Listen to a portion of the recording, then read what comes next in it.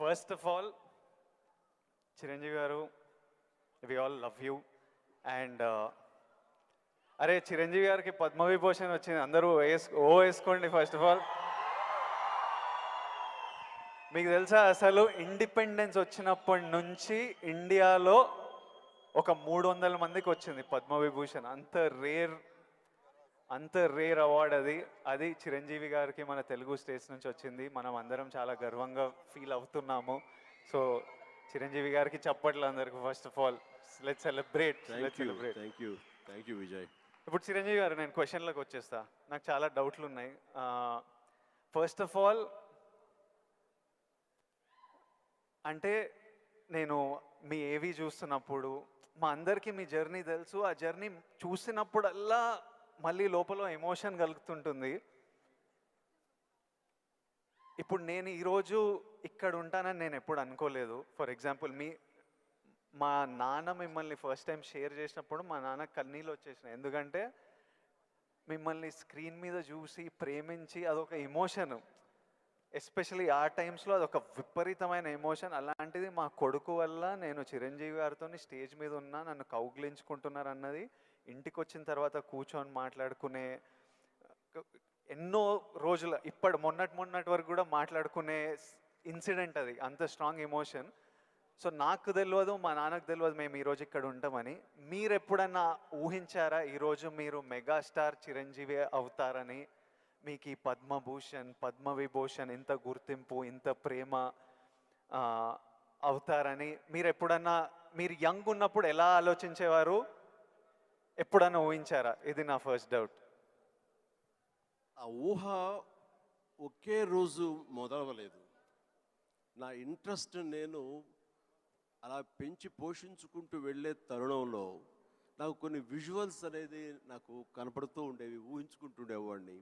దానికి కారణం బహుశా నాకు చిన్నప్పుడు ఏర్పడిన చిన్న తారసపడినటువంటి చిన్న ఇన్సిడెంట్స్. నేను 10th క్లాస్లోను డిగ్రీల్లోనూ డ్రామాలు వేసినప్పుడు, కాలేజీ బెస్ట్ యాక్టర్ వచ్చినప్పుడు, స్కూల్ బెస్ట్ యాక్టర్ వచ్చినప్పుడు నేను నడుచుకుంటూ వెళ్తుంటే అందరూ ఇతనే ఆ సినిమాలో ఆ కథలు అవి ఆ నాటికలో చేసింది అది అని అందరూ పొగుడుతుంటే మొత్తం చాలా గర్వంగా ఉండేది. అది రుచి మరిగే నేను ఆ రకంగా నా మైండ్ సెట్ లేదా ఒక బీజం లాంటిది నాకు ఆ క్షణానే పడింది అనుకుంటాను. నేను నటుడు అవ్వాలని. ఒక నటుడైతే ఇంతమంది అటెన్షన్ ఉంటుందా? మన కాలేజీ ఫస్ట్ వచ్చినా సరే ఇంతమంది మన ఇంకా చూడరే, అలాంటిది నటుడు అయితే సెలబ్రిటీ అయితే ఇంత ఇదిగా ఉంటుందా అన్నది అక్కడి నుంచి దాన్ని నర్చర్ చేసుకుంటూ పెంచి పోషించుకుంటూ అలా వచ్చిన అవకాశాలను సద్వినియోగం చేసుకుంటూ ఆల్వేస్ నా దృష్టి ఏంటంటే నేను ఎదురు నడుచుకుంటూ వెళ్తుంటే కొన్ని 100 మంది 1000 మంది నన్ను చూస్తారు, చూడాలి అంటూ అలా day after day, year after year పెరుగుతూ వచ్చినమాట వాస్తవం. సినిమాల్లోనే రాణించాలి, సినిమాల్లోనే ఉండాలి అంటూ నా ఇష్టదైవమైన ఆ ఆంజనేయ స్వామిని నేను స్మరించుకుంటూ, ఆయనతో సంభాషించుకుంటూ, ఆయనతో బేరసారాలు ఆడుతూ, నువ్వు నన్ను ఆ పొజిషన్ తీసుకెళ్తే నేను నీ కోసం ఈ త్యాగాలు చేస్తాను, నీ కోసం ఇంత క్రమశిక్షణతో ఉంటాను, నన్ను ఆ పొజిషన్ తీసుకువెళ్ళు అంటూ నిరంతరం ఆయనతో ఇంటరాక్ట్ అవుతూనే వచ్చేవాడిని.